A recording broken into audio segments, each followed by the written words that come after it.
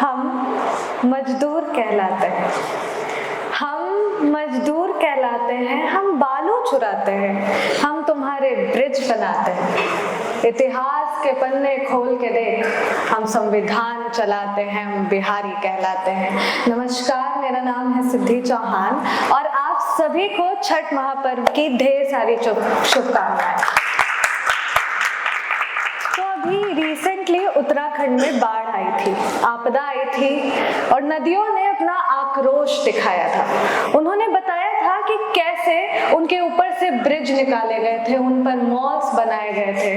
पर ये खबर जब न्यूज चैनल्स में आई तो हमें ऐसा लग रहा था कि ये हमारी दुनिया में नहीं हो रहा, ये किसी और दुनिया में हो रहा है। ये पीड़ा समझने के लिए आपको उत्तराखंड में रहना जरूरी था, क्योंकि अक्सर न्यूज पे जो भी आता है हम उसको देखकर थोड़ी देर तक सोशल मीडिया पर पोस्ट करते हैं और कुछ दिन बाद भूल जाते हैं। यही होता है, क्योंकि हमें लगता है कि ये सब किसी और दुनिया में चल रहा है। और ऐसे ही एक इंसान से मैंने ये सवाल पूछा कि तुम क्यों नहीं कुछ बोलते हो, क्यों सवाल नहीं करते हो? तो सामने से जवाब आया कि हम प्रतीक्षा कर रहे हैं, हम प्रतीक्षा कर रहे हैं नदियों के विष बन जाने की। हम प्रतीक्षा कर रहे हैं नदियों के विष बन जाने की, सड़कों के बन जाने की, वो सड़क जो पशुओं के घरों के वृक्षों से बनाया जाना है। धन्यवाद। हम प्रतीक्षा कर रहे हैं लोकतंत्र के जल जाने की, उस आग में हमारे अंदर के रुदन के भी मर जाने की हम प्रतीक्षा कर रहे हैं। हम प्रतीक्षा कर रहे हैं समुद्र के सूख जाने की, पहाड़ों के टूट जाने की, देवताओं के रूठ जाने की हम प्रतीक्षा कर रहे हैं। पर इन सब पर हमारा कुछ कहना नहीं होगा, इन सब पर हमारा कुछ कहना नहीं होगा। तब तक चुप रहना होगा जब तक बात गले तक ना आ जाए। इन सब पर हमारा कुछ कहना नहीं होगा, तब तक चुप रहना होगा जब तक बात गले तक ना आ जाए। पता है क्यों?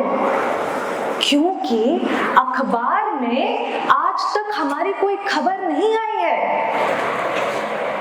हमसे मीलों दूर किसी और घर में त्रासदी छाई है। तो क्यों बोलना, क्यों कुछ करना, क्यों बोलना, क्यों कुछ करना? थोड़ा ट्विटर पर पोस्ट कर लो, आक्रोश दिखा लो, मोमबत्ती जला लो, पर चुप रहना है। बस प्रतीक्षा करनी है, प्रतीक्षा करनी है। और ये स्वाभाविक भी है। अक्सर हमारी दुनिया में जब भी कुछ होता है हम बड़ी आसानी से बोल देते हैं घोर कलयुग है, ये तो स्वाभाविक है, ये तो होगा ही। सारा इल्जाम कलयुग पे है। पर आखिर ये कलयुग है क्या? ये आया कहां से है? कलयुग वो युग जो द्वापर युग के बाद आया। कलयुग वो युग जिसे पांडवों के सबसे आखिरी राजा परीक्षित ने देखा। कलयुग कहता है कि मैं उलझा अल्प हूं। मैं यानी कि अहंकार। ध्यान से सुनिएगा। कलयुग कहता है मैं उलझा अल्प हूं, मैं मन का भेद हूं, या शकुनी का संकल्प हूं, या मृत्यु में कोई खेद हूं। मैं कलयुग हूं। मैं लालच के बाद का ताप हूं, मैं लालच के बाद का ताप हूं, मैं घृणा का ब्रह्मास्त्र हूं। जहां अंधकार के ना आगे हो कुछ, ना ही पीछे हो, मैं उस अंधकार का भाप हूं। मैं कलयुग हूं। मैं वही हूं जिसके मुंह पर 52 प्रकार के अपशब्दों की झनकार हो, जिसके आत्मा का मैल गंगा में तीव्रता से जाए मिल। मैं पैकेट में भरे तुम्हारे नशे का खेल हूं, मैं काम में मोहित साकार तुम्हारे लिंग की प्यास हूं, मैं ऐसा धारण से किया गया पाप हूं। मैं कलयुग हूं। मैं स्वकथित कावड़ यानी कि कविता। मैं स्वकथित कावड़ हूं। मैं ब्राह्मण के भेष में रावण हूँ, मैं मोक्ष ढूंढती प्रयास हूँ, मैं सत्य को ललकार रही आस हूँ, मैं मर्यादा पुरुषोत्तम के सामने झुक रही मर्यादा विहीनता से भरा प्रमाण हूँ, मैं कलयुग हूँ, मैं मातृत्व से मृत मां का संतान हूँ, मैं वृद्धाश्रम में बैठे पिता की जिंदा लाश हूँ, मैं बाली उम्र में विनाश को बढ़ चुका प्रताप हूँ, मैं कलयुग हूँ।